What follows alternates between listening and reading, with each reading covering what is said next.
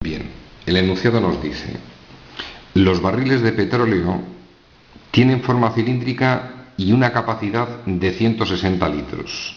Debemos hallar las dimensiones de dichos barriles para que la chapa empleada en su construcción sea mínima. Problema extraordinariamente práctico. Lo primero, vamos a hacer un pequeño esquema de lo que es el enunciado del problema. Me dicen que los barriles tienen forma cilíndrica. Tenemos dibujado un cilindro y vamos a nombrar los elementos representativos. Radio, la base de esa figura geométrica evidentemente es un círculo. Vamos a designar el radio con la letra R. Designamos H como altura y, como me están hablando de la chapa empleada, vamos a desplegar ese barril y obtendríamos una figura como la que está en la lámina. Dos círculos de tapa y un rectángulo que va a formar el cuerpo de ese cilindro. Tenemos hecho el pequeño esquema, empezamos a leer. Vamos a por la función objetivo.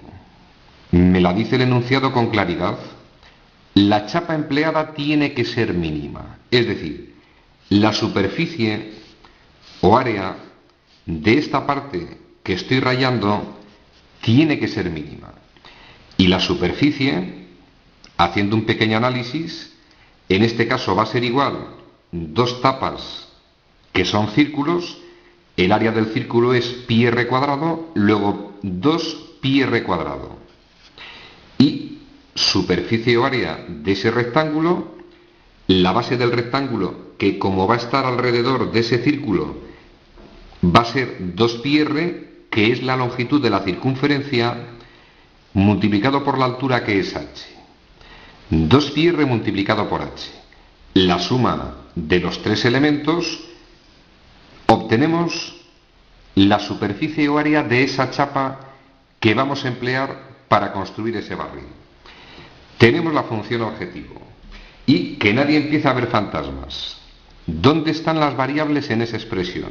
Pues coño, lo que puede variar en estas expresiones, el valor del radio y el valor de la altura. Es decir, 2pi a todos los efectos es un puñetero número.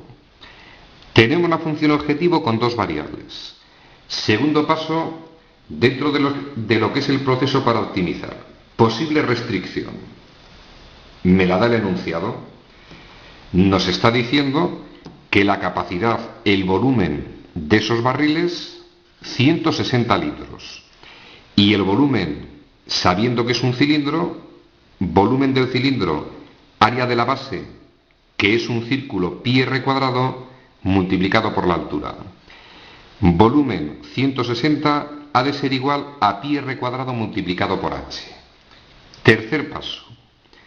La función objetivo debe quedar expresada en función de una sola variable. Si analizo la restricción, voy a despejar h. Despejo h en la expresión 160 partido de pi r cuadrado. Tenemos la función objetivo con dos variables. Restricción, donde hemos despejado h. Tercer paso, vamos a por la función objetivo en función de una sola variable. Y como h equivale a esa expresión, me lo llevo a la función objetivo. Nos llevamos h a la función objetivo, sustituyo y me queda 2pi r cuadrado, 2pi por r por h, que equivale a esa expresión. Llegados a ese punto, pequeñas operaciones. Pi r desaparece con pi r del denominador. Nos queda la expresión que tengo recuadrada. Como sabemos que debemos continuar con el proceso, si alguien hace ilusión, podéis hacer como un denominador y expresarla de esta forma. Esto ya es a gusto de cada uno. Es decir, tanto esta expresión como esta representa la función objetivo con una sola variable. Ya solo nos queda una variable, que es r. Y el siguiente paso, por todos conocido, pues evidentemente vamos a hallar el mínimo de esa función. Aplicando la condición de optimalidad, debemos hallar el mínimo de la función. ¿Motivo por qué debemos hallar el mínimo? Porque me están diciendo que la superficie o la chapa que debo emplear ha de ser la mínima posible y conseguir que el volumen de ese barril sea, o la capacidad, de 160 litros. Yo tengo la función a la vista, debo hallar si es que tiene el mínimo de la función. Procedimiento para el cálculo de mínimos. Lo vimos en su momento. Vamos a hallar la derivada primera. Derivo esa expresión, tratamiento de cociente. Derivada del numerador, 6πr elevado al cuadrado, multiplicado, la derivada de la constante es 0, multiplicado por el denominador menos tratamiento de cociente, el numerador por la derivada del denominador, r es como si vieseis x, la derivada de r de la variable que toma el valor 1, partido del denominador al cuadrado. Expresión que vamos a simplificar, preferencia al producto 6πr cubo, elimino paréntesis, menos 2πr cubo, menos 320, el 1 que multiplica desaparecía de la expresión, y 6pi cosas de estas, menos 2pi cosas de estas, o dicho de otra forma, 6 paquetoncios de estos, menos 2 paquetoncios de estos, 4 paquetoncios de esos. Tenemos la función derivada, o también llamada derivada primera.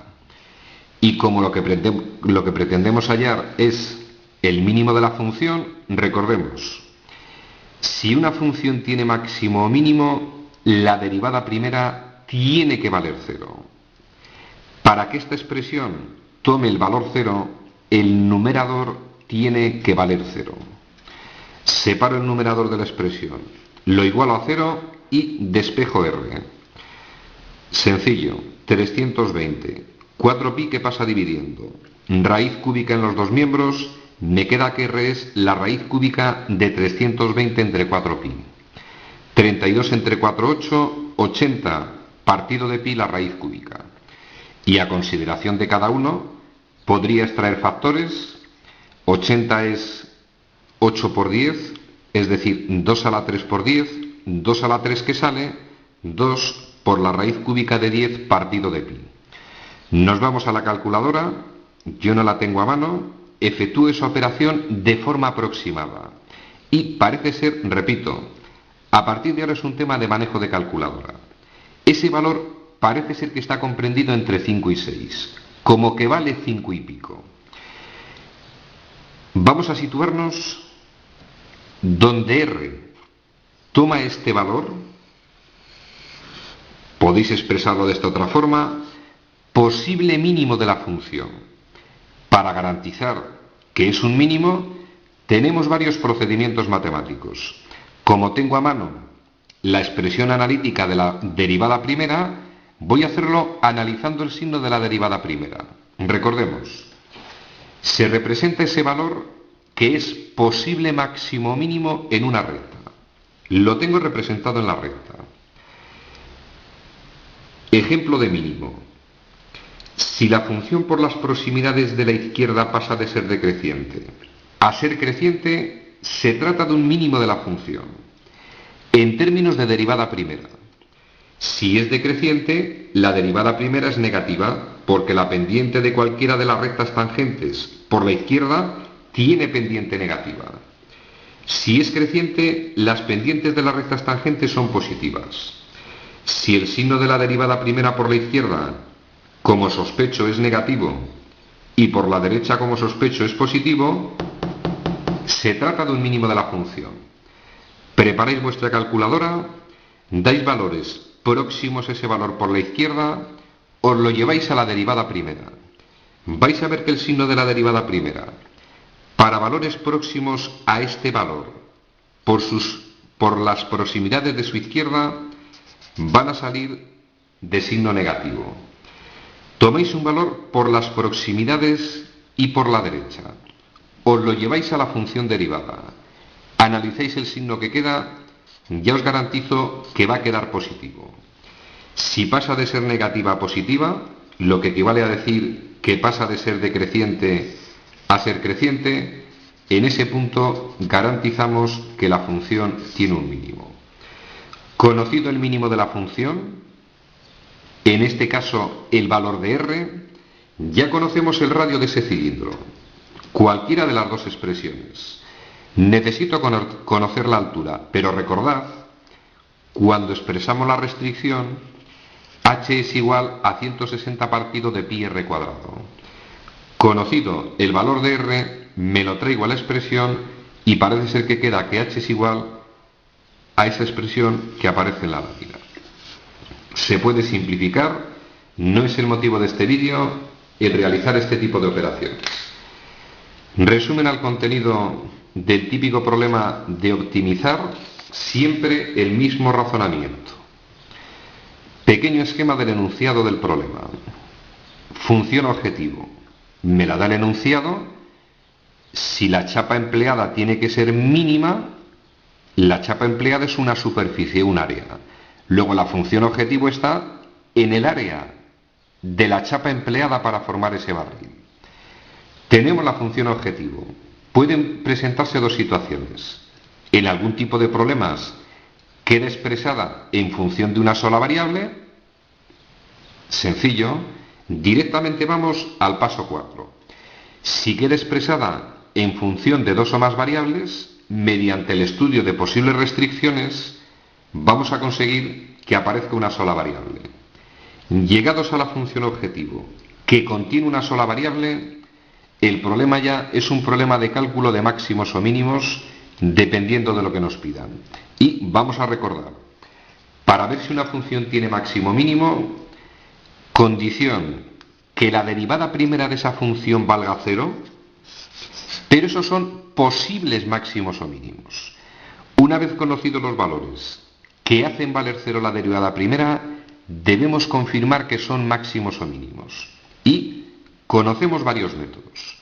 Analizando la monotonía, dependiendo si pasa de ser creciente a decreciente es un máximo. Si pasa de ser decreciente a creciente por la derecha es un mínimo. Segundo método. En este tipo de problemas en general es el mejor. Estudiando el signo de la derivada primera, representamos el valor obtenido, para el cual la derivada primera vale 0, analizo signo de la función derivada por la izquierda, signo de la función derivada por la derecha, en las proximidades de ese valor, y dependiendo del signo, concluimos si es mínimo o máximo. Y hay un tercer método, extraordinariamente contundente. Analizo el signo de la derivada segunda para esos valores que hacen que la derivada primera valga 0. Cuando estudiamos máximos y mínimos, vimos ese método extraordinariamente contundente. ¿Dónde está el problema de ese método en este tipo de ejercicios? Pues que en general las funciones que se obtienen no siempre son demasiado fáciles. Y hallar la derivada segunda de determinadas funciones puede ser bastante laborioso. Disponéis de 3 métodos, ejercicio resuelto.